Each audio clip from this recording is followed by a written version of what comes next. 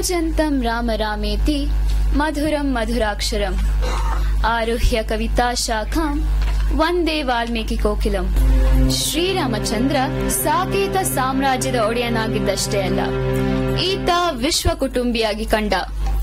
ದಾಸರ ಮಾತಲ್ಲಿ ಹೇಳುವುದಾದರೆ, ಈ ಭಂಟ, ಈ ಭಾಗ್ಯ, ಈ ತಮ್ಮ, ಈ ರಾಣಿ ಇನ್ಯಾವ ದೇವರಿಗುಂಟೋ ಈ ಮೂರು ಲೋಕಗಳಲ್ಲಿ ಎನ್ನುತ್ತಾರೆ. ಶ್ರೀರಾಮಚಂದ್ರನ ಫ್ಯಾಮಿಲಿ ಗ್ರೂಪ್ ಫೋಟೋನ ನಮ್ಮ ಮುಂದೆ ಹಿಡಿದು ತೋರಿಸ್ತಾರೆ. ರಾಮ ಏಕಾಂಗಿಯಾಗಿ ನಿಂತ ಯಾವ ಭಾವಚಿತ್ರವಾಗಲಿ ಇಲ್ಲವೇ ದೇವಸ್ಥಾನವಾಗಲಿ ಇರೋದ ಅಪರೂಪ ಅಲ್ವೇ. ಎಡಬಲ ಭಾಗದಲ್ಲಿ ಹೆಂಡತಿ ಸೀತಾ, ತಮ್ಮ ಲಕ್ಷ್ಮಣ ಇರಬೇಕು. ಪಾದದಡಿಯಲ್ಲಿ ಭಂಟ ಆಂಜನೇಯ. ಕೆಲವು ಭಾವಚಿತ್ರಗಳಲ್ಲಿ ಲವಕುಶರು ಇಲ್ಲವೇ ಭರತ ಶತ್ರುಘ್ನರು ಇರ್ತಾರೆ. ರಾಮನ ಈ ಕುಟುಂಬಕ್ಕೆ ನಮಸ್ಕರಿಸ್ತಾ ರಾಮನ ಕಲ್ಯಾಣದ ಕಥೆಯನ್ನು ಹೇಳೋಣ. ದಶರಥನ ಆಸ್ಥಾನಕ್ಕೆ ವಿಶ್ವಾಮಿತ್ರ ಮಹರ್ಷಿಗಳು ಅಚಾನಕ್ಕಾಗಿ ಬಂದಿದ್ದಾನೆ. ರಾಜ ಇವರನ್ನು ಗೌರವದಿಂದ ಸ್ವಾಗತಿಸಿದ್ದಾನೆ. ಅರ್ಘ್ಯ ಆಚಮನೀಯಾದಿಗಳನ್ನು ನೀಡಿದ್ದಾನೆ. ಮಹಾರಾಜ, ನಾನೊಂದು ದೊಡ್ಡ ಯಾಗವೊಂದನ್ನು ಪ್ರಾರಂಭಿಸಿದ್ದೇನೆ. ಇದಕ್ಕೆ ಅಡ್ಡಿ ಮಾಡಲು ಮಾರೀಚ, ಸುಬಾಹು ರಾಕ್ಷಸರು ನಿಂತಿದ್ದಾರೆ. ಇವರನ್ನು ನಿವಾರಿಸಿ ಯಾಗ ಪೂರ್ಣ ಮಾಡಲು ಅನುಕೂಲವಾಗುವಂತೆ ನಿನ್ನ ಮಗ ರಾಮನನ್ನು ನನ್ನೊಂದಿಗೆ ಕಳುಹಿಸಿಕೊಡು ಎಂದು ಕೇಳಿದ್ದಾರೆ. ದಶರಥನಿಗೆ ಈ ಮಾತುಗಳನ್ನು ಕೇಳಿ ಆತಂಕವಾಗಿದೆ. ತನ್ನ ಮುದ್ದಿನ ಮಗ ಕಣ್ಮಣಿ ರಾಮನನ್ನ ಕಳುಹಿಸಿಕೊಡೋದು ಹೇಗೆ ಅಂತ ಅವನ ಯೋಚನೆ. ದಶರಥನ ಪ್ರಾರ್ಥನೆ ವಿಶ್ವಾಮಿತ್ರರಿಗೆ ಒಪ್ಪಿಗೆ ಆಗಲಿಲ್ಲ. ಆಗ ಕುಲಪುರೋಹಿತರಾದ ವಸಿಷ್ಠರು ಮಧ್ಯ ಬಂದು ರಾಮನನ್ನು ಕಳುಹಿಸಿಕೊಡುವಂತೆ ದಶರಥನನ್ನು ಒಪ್ಪಿಸಿದ್ದಾರೆ. ಅಲ್ಲಿಂದ ಆಶ್ರಮಕ್ಕೆ ಬಂದರು. ಇನ್ನೇನ್ ಯಾಗ ಪ್ರಾರಂಭವಾಗಬೇಕು, ಆಗ ಮಾರೀಚ, ಸುಬಾಹು ಭಯಂಕರವಾದ ಶಬ್ದವನ್ನುಂಟು ಮಾಡುತ್ತಾ ಅಲ್ಲಿಗೆ ಬಂದಿದ್ದಾರೆ. ಸ್ವಲ್ಪ ಸಮಯದ ಪ್ರಯಾಣದ ನಂತರ ಮಿಥಿಲೆಯನ್ನು ತಲುಪಿದರು. ಇವರು ಬಂದ ಸುದ್ದಿಯನ್ನು ಕೇಳಿದ ಜನಕ ಮಹಾರಾಜ ಇವರಿದ್ದೆಡೆಗೆ ಬಂದಿದ್ದಾನೆ. ಕುಶಲ ಪ್ರಶ್ನೆ ಮಾಡಿದ.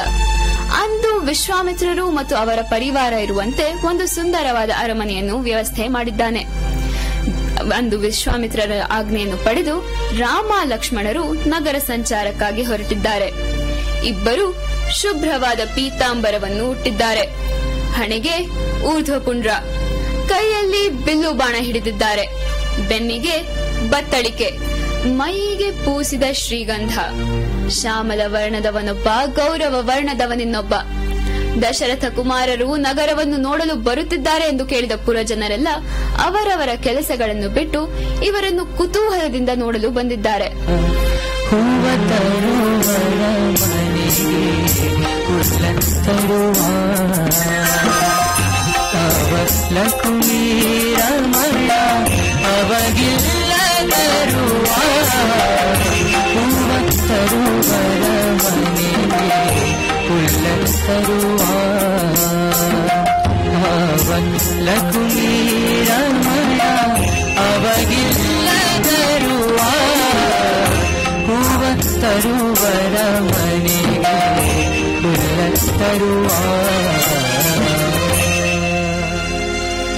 ಐಶ್ವರ್ಯಕ್ಕೆ ದೇವತೆಯಾದ ಲಕ್ಷ್ಮಿಯ ಗಂಡನಾದರೂ ಈತನಿಗೆ ಬಿಂಕವಿಲ್ಲ, ಬಿಗುಮಾನವಿಲ್ಲ. ಮಾರನೆಯ ದಿನ ಬೆಳಗ್ಗೆ ಗುರುಗಳು ಮಾಡುವ ಪೂಜೆಗೆಂದು ಹೂವು ತರಲು ರಾಜನ ಉದ್ಯಾನವನಕ್ಕೆ ರಾಮ, ಲಕ್ಷ್ಮಣರು ಬಂದಿದ್ದಾರೆ. ಅದೇ ಸಮಯಕ್ಕೆ ಮದುವೆ ಆಗಲಿರುವ ಸೀತೆ ಅದೇ ಪುಷ್ಪವಾಟಿಕೆಯಲ್ಲಿರುವ ಗಿರಿಜಾ ಮಂದಿರಕ್ಕೆ ಬಂದಿದ್ದಾಳೆ. ಭಕ್ತಿಯಿಂದ ಗಿರಿಜೆಯನ್ನು ಕುರಿತು ಪ್ರಾರ್ಥಿಸಿದಳು. ಶ್ರೀ ಗೌರೀಶ್ವರಿ, ಶ್ರೀ ಗೌರೀಶ್ವರಿ, ಶೌರಿ ನಿಜ ಸೋದರಿ. ಶ್ರೀ ಗೌರೀಶ್ವರಿ, ಶೌರಿ ನಿಜ ಸೋದರಿ. ಶ್ರೀ ಗೌರೀಶ್ವರಿ.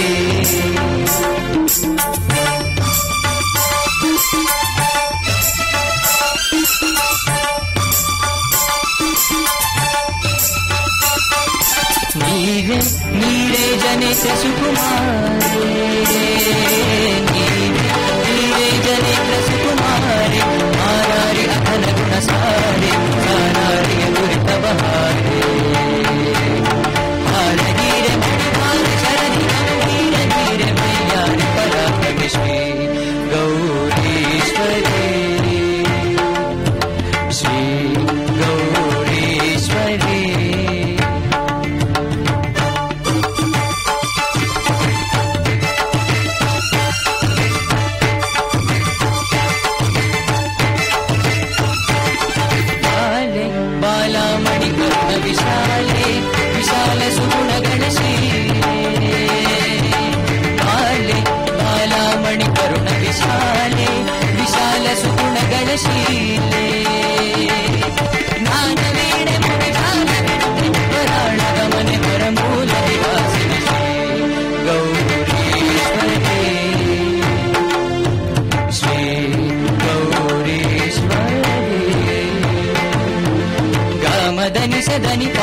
ನಿ ಪ ಮ ಪ ಗ ನಿ ಪ ಗ.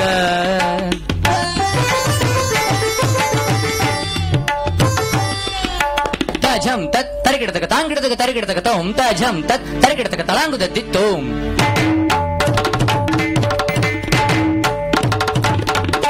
ರಿ ರಿ ಸ ನಿ ಸ ದ ನಿ ಪ ಮ ನಿ ಪ ತದರಿ ತಜಣು ತದಿಮಿ ತದಿಮಿ ತರಗಿಡಧ ನಿ ನಿ ಪ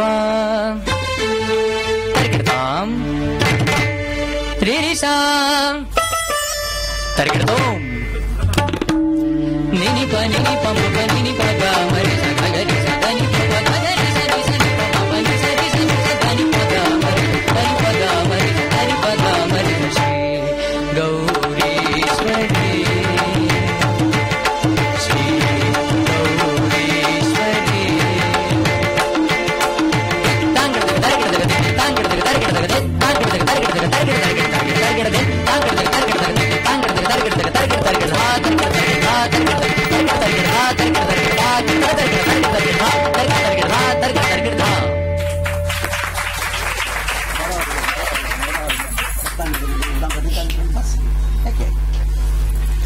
ಹೀಗೆ ಸೀತೆ ಗಿರಿಜೆಯನ್ನು ಕುರಿತು ಪ್ರಾರ್ಥಿಸುತ್ತಿದ್ದಾಗ ಅವಳ ಸಖಿಯೊಬ್ಬಳು ಜೊತೆ ಬಿಟ್ಟು ಪುಷ್ಪವಾಟಿಕೆಯಲ್ಲಿ ಸುತ್ತಾಡಲು ಬಂದಿದ್ದಾಳೆ. ಈಕೆಗೆ ಗೌರಿ ಪೂಜೆಗಿಂತ ನಿಸರ್ಗದ ಆಕರ್ಷಣೆನೇ ಹೆಚ್ಚೋ ಏನೋ. ಹೀಗೆ ಸುತ್ತಾಡುತ್ತಿದ್ದಾಗ ರಾಮ ಲಕ್ಷ್ಮಣರನ್ನು ಅಕಸ್ಮಾತಾಗಿ ನೋಡಿದ್ದಾಳೆ. ಈ ಸೋದರರು ಇಲ್ಲಿಯವಿರೋ ವಿಷಯವನ್ನು ತನ್ನ ಒಡತಿ ಸೀತೆಗೆ ಹೇಳಬೇಕು ಅಂತ ಓಡೋಡ್ ಬಂದ್ಲು. ಅಮ್ಮ ಜಾನಕಿ, ಪುಷ್ಪವಾಟಿಕೆಯಲ್ಲಿ ಇದೇ ತಾನೇ ದಶರಥನ ಪುತ್ರರು ರಾಮ ಲಕ್ಷ್ಮಣರನ್ನು ಕಂಡೆ. ಹಿರಿಯ ಅಣ್ಣ ರಾಮಚಂದ್ರ ನಿನಗೆ ಅನುರೂಪನಾದವರ. ನೀನೊಮ್ಮೆ ಅವನನ್ನ ನೋಡ್ಲಿ ಅನ್ನೋ ಆಸೆ ನಂದು. ಬೇಗ ಬಂದೋಡು, ಎಷ್ಟು ಲಕ್ಷಣವಾಗಿದ್ದಾನೆ ಎಂದಿದ್ದಾಳೆ. ಎಲ್ಲಾ ಸಖಿಯರಿಗೂ ರಾಮನನ್ನ ನೋಡೋ ಕುತೂಹಲ. ಹಾಗೆ ಸೀತೆನೂ ರಾಮನನ್ನ ನೋಡ್ಲಿ ಅನ್ನೋ ಆಸೆ. ಬಲವಂತವಾಗಿ ಸೀತೆನ ರಾಮನಿದ್ದೆಡೆಗೆ ಕರೆದುಕೊಂಡು ಬಂದಿದ್ದಾರೆ. ದೂರದಲ್ಲಿರುವ ಲತಾ ಮಂಟಪದಲ್ಲಿ ಅವಳನ್ನು ನಿಲ್ಲಿಸಿ ಅವಳಿಗೆ ರಾಮನನ್ನು ನೋಡಲು ಅಡ್ಡಿಯಾಗದಂತೆ ಹಿಂದೆ ಸರಿದು ನಿಂತಿದ್ದಾರೆ. ರಾಮ ಅಕಸ್ಮಾತಾಗಿ ಸೀತೆನ ಗಮನಿಸಿದ. ಅವಳನ್ನು ಶಿಲೆಯಿಂದ ಕಡೆದ ಸ್ತ್ರೀ ವಿಗ್ರಹವೆಂದೇ ಭಾವಿಸಿದ. ಲಕ್ಷ್ಮಣ, ಅಲ್ಲಿ ನೋಡು, ಆ ಶಿಲೆ ಎಷ್ಟು ಸುಂದರವಾಗಿದೆ. ಪ್ರೇಯಸಿ ಪ್ರಿಯಕರನಿಗಾಗಿ ಸಿಹಿ ಸುದ್ದಿ ಹೇಳಲು ಬಂದು ನಿಂತಿರುವ ಕಾತುರತೆಯ ಭಾವ ಆ ಶಿಲೆಯಲ್ಲಿದೆ. ಇದು ಕಲಾಕಾರನ ಕೌಶಲ್ಯದ ಪರಾಕಾಷ್ಠೆ ಎಂದ. ಅದಕ್ಕೆ ಲಕ್ಷ್ಮಣ ನಕ್ಕು, ಅಣ್ಣ, ಅದು ಸ್ತ್ರೀ ವಿಗ್ರಹವಲ್ಲ, ಜೀವಂತ ಸ್ತ್ರೀನೇ ಎಂದ. ಅದೇ ಸಮಯಕ್ಕೆ ಸಖಿಯರು ಸೀತೆನ ರಾಮನಿದ್ದೆಡೆಗೆ ಕರೆದುಕೊಂಡು ಬಂದಿದ್ದಾರೆ. ಹೆಣ್ಣು ಮಕ್ಕಳು ಅಚಾನಕ್ ಆಗಿ ತಮ್ಮ ಮುಂದೆ ಬಂದು ನಿಂತದ್ದನ್ನು ಕಂಡ ರಾಮ ಲಕ್ಷ್ಮಣರು ದಿಗ್ಗನೆ ಎದ್ದು ನಿಂತಿದ್ದಾರೆ. ರೂಪದ ರಾಶಿಯೇ ತನ್ನೆದುರಿಗೆ ನಿಂತದ್ದನ್ನು ಕಂಡ ರಾಮ ಸೀತೆಯನ್ನು ನೋಡುತ್ತಾ ನಿಂತು ಬಿಟ್ಟಿದ್ದಾನೆ. ಸೀತೆಯು ರಾಮನ ಮೋಹಕ ರೂಪಕ್ಕೆ ಮನಸೋತು ಮಾತುಗಳನ್ನು ಆಡದೆ ನೋಡುತ್ತಾ ನಿಂತು ಬಿಟ್ಟಿದ್ದಾಳೆ. ಮಾತು ಮೌನವಾಯಿತು. ಎಷ್ಟು ಹೊತ್ತು ಹೀಗೆ ಕಳೆದ್ರೋ ಅವ್ರಿಗೆ ತಿಳಿಯದು.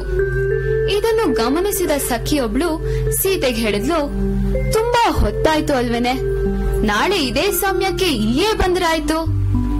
ನಾಳೆನೆ ಸ್ವಯಂವರ ಇರೋದ್ರಿಂದ ಅಲ್ಲಿಗೆ ಬರಲು ಸಾಧ್ಯವಿಲ್ಲ ಅಂತ ಅವಳಿಗೂ ಗೊತ್ತು. ಈಗ ಹೋಗೋಣ ಎನ್ನುವುದಷ್ಟೇ ಅವಳ ಅರ್ಥ. ಇದನ್ನು ಅರ್ಥ ಮಾಡಿಕೊಂಡು ಸೀತೆ ಅರಮನೆಗೆ ಹಿಂದಿರುಗಿದ್ದಾಳೆ. ಮಾರನೆಯ ದಿನ ಸ್ವಯಂವರದ ಸಡಗರ. ದೇಶ ದೇಶಗಳಿಂದ ರಾಜಕುಮಾರರು ಇದಕ್ಕೆಂದೇ ಬಂದಿದ್ದಾರೆ. ಯಜ್ಞಶಾಲೆಯಲ್ಲಿ ಇವರಿಗೆ ಪ್ರತ್ಯೇಕವಾದ ವೇದಿಕೆ. ವಿಶ್ವಾಮಿತ್ರರು ಮತ್ತಿತರ ಋಷಿಗಳಿಗೆ ಪ್ರತ್ಯೇಕವಾದ ಆಸನ ವ್ಯವಸ್ಥೆ. ರಾಮ ಲಕ್ಷ್ಮಣರು ಇವರ ನಡುವೆ ಕುಳಿತಿದ್ದಾರೆ.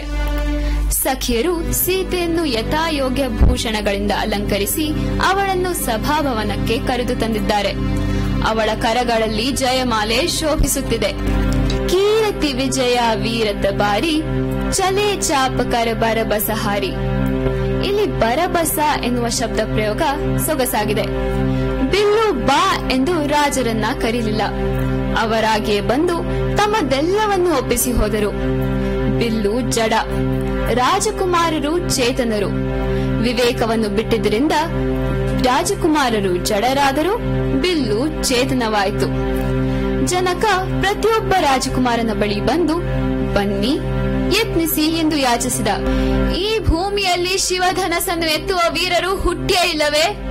ಭೂಮಾತೆ ಬಂಜೆಯಾದಳೆ.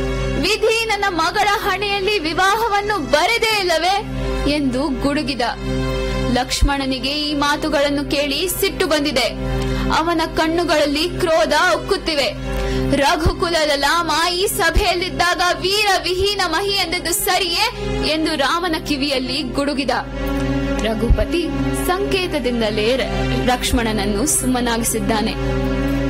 ರಾಮನು ಏಕೈಕ ವೀರ ಎಂದು ತೋರಿಸುವ ಸಮಯ ಈಗ ಬಂದಿದೆ ಎಂದು ವಿಶ್ವಾಮಿತ್ರರು ಅರ್ಥ ಮಾಡಿಕೊಂಡು ರಾಮನಿಗೆ ಚಾಪವನ್ನು ಪೂರ್ಣ ಮಾಡುವಂತೆ ಆಜ್ಞೆ ಮಾಡಿದರು.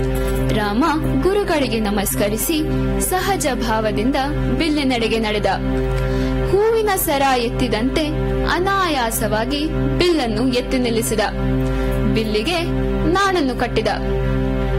ಸೀತೆಗೆ ಬಿಲ್ಲನ್ನು ಹಿಡಿದು ನಿಂತಿರುವ ಕೋದಂಡ ರಾಮನನ್ನು ನೋಡೋದಿಕ್ಕೆ ಆಸೆ ಅಂತೆ. ಆದ್ರೆ ಎಲ್ರಿಗೂ ಕಾಣಿಸೋ ತರ ನೋಡಕ್ಕಾಗಲ್ಲ. ಸೀತೆಗೆ ನಾಳೆ ಕಲ್ಯಾಣ ಮಂಟಪದಲ್ಲಿ ನೋಡೋ ಅವಕಾಶವಿತ್ತು. ಆದ್ರೆ ತ್ಯಾಗರಾಜ್ರಿಗೆ ಅವಳು ಈಗಲೇ ನೋಡ್ಬಿಡ್ಲಿ ಅನ್ನೋ ಆತ್ರ.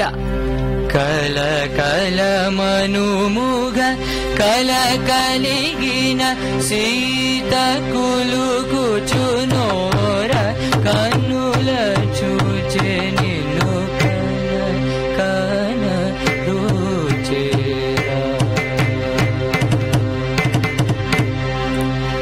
ಎಲ್ರಿಗೂ ಕಾಣಿಸೋ ತರ ಸೀತೆಗೆ ರಾಮನನ್ನ ನೋಡೋದಿಕ್ಕೆ ನಾಚಿಕೆ.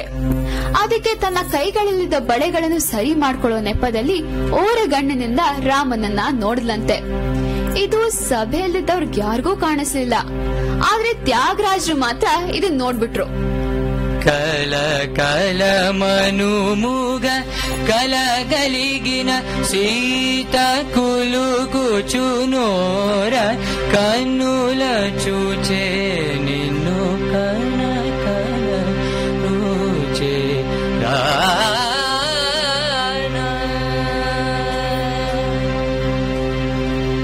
ರಾಮ ಒಮ್ಮೆ ನಾಣನ್ನು ಆಕರ್ಣಾಂತವಾಗಿ ಸೆಳೆದ. ಅವನ ಬಾಹುಬಲಕ್ಕೆ ಬಿಲ್ಲು ಚಿಟೀರನೆ ಶಬ್ದ ಮಾಡಿ ಮುರಿದು ಬಿದ್ದಿದೆ. ಸೂರ್ಯನ ಕುದುರೆಗಳು ದಿಕ್ಕಟ್ಟಿ ಓಡುತ್ತಿವೆ. ದಿಗ್ಗಜಗಳು ಖೀಳಿಟ್ಟಿವೆ. ಭೂಮಿ ಕಂಪಿಸತೊಡಗಿದೆ. ಸಭೆಯಲ್ಲಿದ್ದವರೆಲ್ಲ ನಡುಗಿ ಹೋಗಿದ್ದಾರೆ. ಇದೇ ಸಮಯಕ್ಕೆ ವಾದ್ಯಗೋಷ್ಠಿ ಮೊಳಗಿದೆ. ಧನುರ್ಭಂಜನವಾಯಿತು. ಇನ್ನು ಸೀತಾರಾಮರ ಕಲ್ಯಾಣವಾಗಬೇಕು. ಸೀತಾ ಕಲ್ಯಾಣ ವೈಭೋಗಮೇ ಸೀತಾ ಕಲ್ಯಾಣ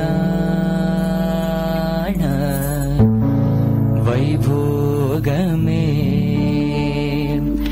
ರಾಮ ಕಲ್ಯಾಣ ವೈಭೋಗಮೇ.